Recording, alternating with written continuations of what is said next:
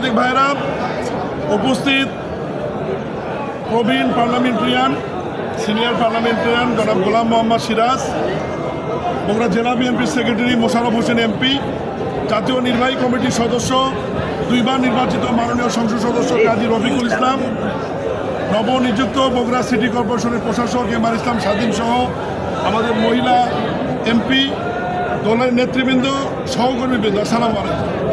আপনারা জানেন বাংলাদেশের 13তম সিটি কর্পোরেশন হিসাবে বগুড়া সিটি কর্পোরেশন তার কার্যক্রম শুরু করতে যাচ্ছে এবং বিভাগীয় শহরের বাইরে এটি ৪র্থতম সিটি কর্পোরেশন। নারায়ণগঞ্জ, গাজীপুর, কুমিল্লার পর এই 4টি বিভাগীয় শহর নয়। বিগত 19 বছর বগুড়াবাসী উন্নয়ন থেকে বঞ্চিত ছিল। শহীদ রাষ্ট্রপতি জিয়াউর রহমানের বাড়ি, বেগম খালেদা জিয়ার বাড়ি এবং তারেক রহমানের বাড়ি বগুড়া জেলায় হওয়ার কারণে বিগত স্বৈরাচার ভোটচোর সরকার বগুড়ার নামে কোনো উন্নয়ন হতে দেয়নি। আমরা বগুড়ার মানুষ 7টি আসন মাননীয় প্রধানমন্ত্রী সহ বিএনপিকে উপহার দেওয়ার পর আমরা বগুড়া মানুষের যে চাওয়া পাওয়া এটি নিয়ে বগুড়ার 6 জন এমপি মাননীয় প্রধানমন্ত্রীর সাথে কথা বলেছি। আমাদের বগুড়াবাসীর দাবি তো ওনার কাছে উত্থাপন করেছি। উনি বিষয়গুলো বিবেচনায় নিয়েছেন এবং বগুড়া মানুষের যে গুরুত্বপূর্ণ দাবিগুলি এ বিষয়ে বাস্তবায়ন করবার জন্য উনি আলাদাভাবে বগুড়া থেকে আমি প্রতিমন্ত্রী হবার কারণে আমার উপর আলাদা একটি অনুশাসন উনি জারি করেছেন।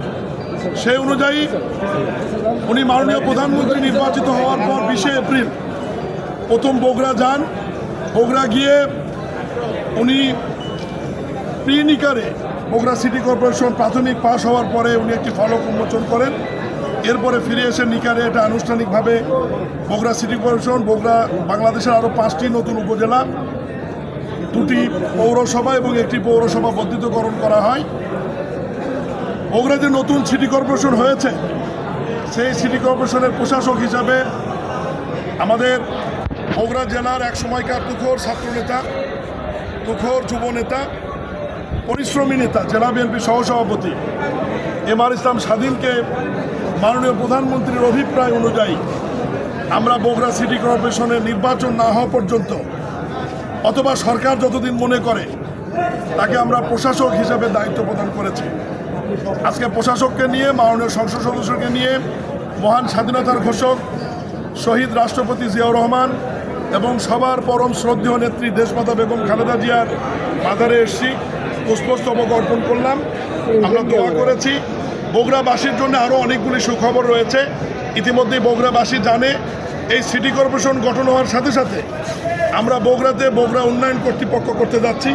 রাজুকে রাজুলে বগুড়া ওয়াসা হবে এবং বগুড়া এয়ারপোর্টটি ইতিমধ্যেই মোশাররফ এমপি সহ আমাদের সদরের সংসদ সদস্য বাদশা সাহেব সেখানে উপস্থিত ছিলেন।